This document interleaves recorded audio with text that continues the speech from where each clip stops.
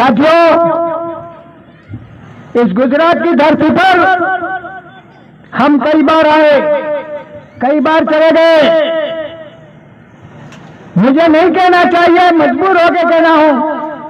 मेरा पहले में नाम था, लेकिन 11वें नंबर पे आया। हो सकता है कमल कांग्रेस का जोग लग गया हो, मेरा नंबर कट गया। ये जितने भी वक्ता बोल के गए, वो मेरे पीछे 8 साल बाद परिवार में आए,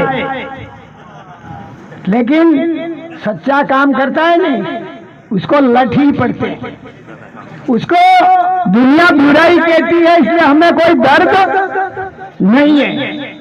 ऐसा है, अच्छा काम करता है उसको कोई अच्छा नहीं कहता, उसको बुराई कहता है। 2002 में मैं बावर्ची से मिला। बावर्ची ने कहा, जोरावर जी,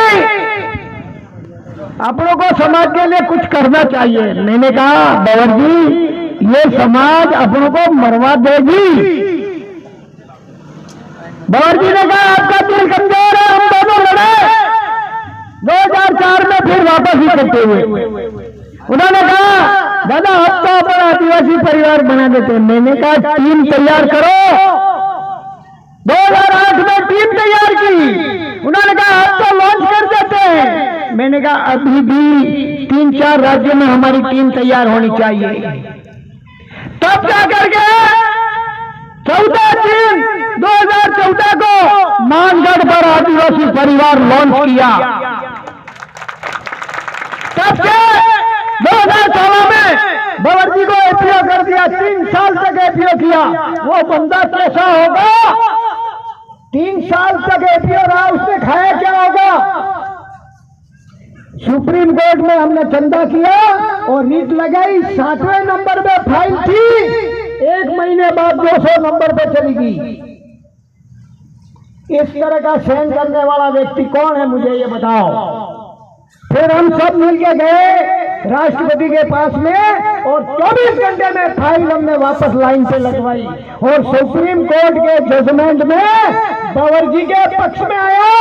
फिर हमने कहा, एक पुमराने तो मैं सेठ साड़ी करी है, तो आखा पुराना पुमरा तुम्हारी पत्थर सोधवाना है।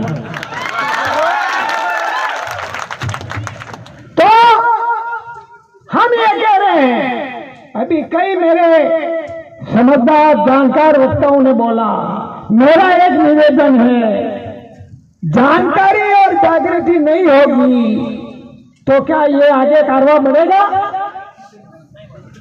जानकारी और जागृति नहीं होगी तो ये कारवां आगे बढ़ेगा? बोलो तो सही, नहीं बढ़ेगा।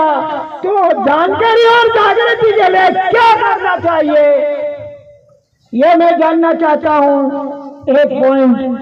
दूसरा पॉइंट, मुकेश मेरे भाई, मेरे अजीत भाई है, वो कह रहे थे हमको किसी के साथ कुछ भी नहीं करना चाहिए, लेकिन हमारी बहन बेटियों के साथ में बलात्कार करेंगे, हत्याएं करेंगे, हमारे घर में हमको मारने आएंगे, जैसे मणिपुर में हो रहा है। तो हमको मानवता रखनी चाहिए कि दानवता? हम किसी को पहले से कभी किसी को खुद भी नहीं कहते हैं, लेकिन हमारे साथ षड्यंत्र पूर्वक किसी भी प्रकार का गलत काम हुआ तो सोए हुए शेर को इशारा करते हैं, तो जग जाने के बाद में क्या करता है, वो खत्म कर देता है। इसीलिए हम जबरदस्ती किसी को छेड़छाड़ी नहीं करते हैं।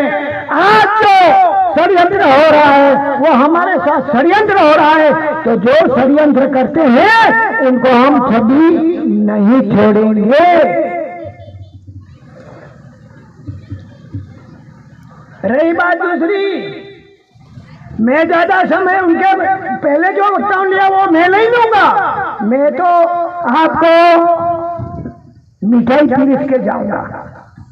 शिक्षा वो शहर का दूध है, जो पिएगा वो दहाड़ेगा। शिक्षा वो शहर का दूध है, जो पिएगा वो दहाड़ेगा। शिक्षा वो चीज है, आपको मुख्यमंत्री बनाएगा, कलेक्टर बनाएगा, IAS बनाएगा, डॉक्टर बनाएगा, इंजीनियर बनाएगा। एक बात और कह देना चाहता हूं कि सुबह होते ही 2 घंटियां बजती हैं। कौन कौन सी बजती है? मंदिर और निशा। एक तो स्कूल की घंटी बजती है और एक मंदिर की घंटी बजती है। आपको तय करना है कि मुझे कहाँ जाना है। मंदिर में जाओगे, भिखारी बनोगे, पुजारी बनोगे, स्कूल में जाओगे, कलेक्टर बनोगे, इंजीनियर बनोगे और समझदार बनोगे। साथियों, मुझे बहुत कुछ कहने का चांस मिलने वाला था, लेकिन मेरा नंबर 11 नंबर पे आया, इसलिए वो समय भी हमको ध्यान में रखना है। आप किसी भी देवी देवता को मानते हो, किसी भी धर्म को मानते हो, मैं उसका कोई विरोध नहीं कर रहा हूँ, लेकिन मैं मानता हूँ, वो मैं आपको बता देता हूँ कि मेरा आदिवासी धर्म है और आदिवासी धर्म के देवी देवता चांद सूरज, पानी पवन, अन्न अग्नि, पहाड़, वृक्ष, पृथ्वी, इसके बिना चलेगा? तो बाकी देवताओं को क्यों, दूसरे के बाप के देवताओं को क्यों माथे पे लेके घूम रहे हो? अरे मैं यूं कह रहा हूँ, तुम्हारे माँ बाप ने पवित्र कार्य करके तुमको पैदा नहीं किया होता तो क्या तुम अम्मा जी जाते? तो पहले तो उस माँ को पैर छुओ, उसकी सेवा करो, उसको पूछो। मैं तो मेरे माँ बाप को देवी देवता मानता हूँ, मेरा मंदिर, मेरा घर है वो मानता हूँ। आप कुछ भी मानो, उसे मुझे कोई ऐतराज नहीं, लेकिन तुम्हारा भला का हो रहा है और बुरा का हो रहा है ये तो बताओ।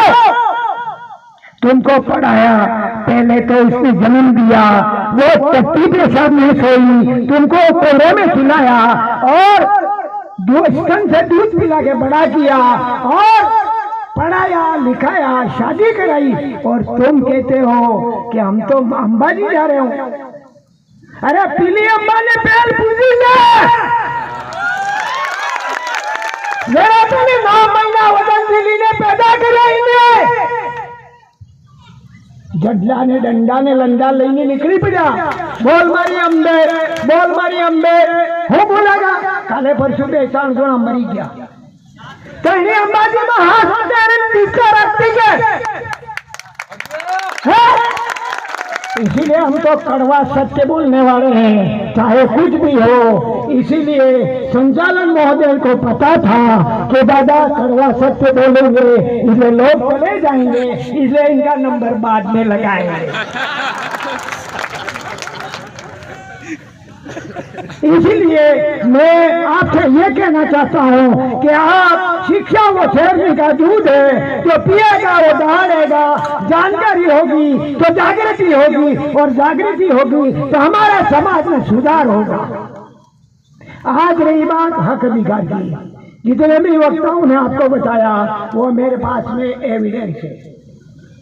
समता जैसे मैंने बताया वो भी मेरे पास में एविडेंस है, वहाँ स्टॉल लगाया है। मैं हमारे समाज के देवी देवता और हमारे समाज की जानकारी और अधिकार का ही साहित्य बेचता हूँ, बाकी साहित्य में वाइसर में ठीक नहीं होता है। ये 5वीं अनुसूची है, मात्र 30 रुपए की है, ये 50 रुपए की है। और दुनिया में अधिकार तो सबको है, लेकिन हमको विशेष अधिकार है। आदिवासी को विशेष अधिकार है। ये मैं नहीं कह रहा हूँ, सुप्रीम कोर्ट कह रहा है, संविधान कह रहा है। उस चीज को आप जानकारी और जागृति नहीं रखोगे तो लड़ाई कैसे करोगे? अरे भाई वाहेर ही ना यो ने इतना अन्याय नाम आयु होते तुम्हारा 2 मिनट उजाड़ी खावाना हो।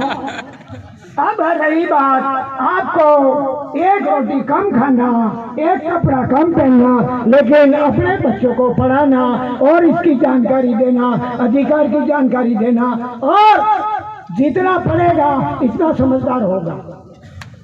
अब मुझे बहुत कुछ कहना था, इसलिए शॉर्ट में कहता हूं कि हमको नक्सलाइट कहते हैं, हमको आतंकवादी कहते हैं, तो विदेशों में 34 आदमी भारत का दम लेके गए, वो कौन है?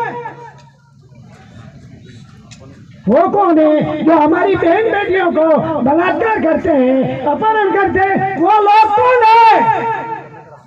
आज केंद्र से लगाकर राज्य तक हमारा प्रतिनिधित्व, नौकरी में आपने हमको राजनीतिक में प्रतिनिधित्व दिया, लेकिन नौकरियों में प्रतिनिधित्व क्यों नहीं दिया? करोड़ों रुपए धन लेके विदेश में गए, वो कौन लोग हैं? हमको इसको बताया जाए। हमारे लोग कितने बलात्कारी वो भी बताओ ने, हमको पता लगे।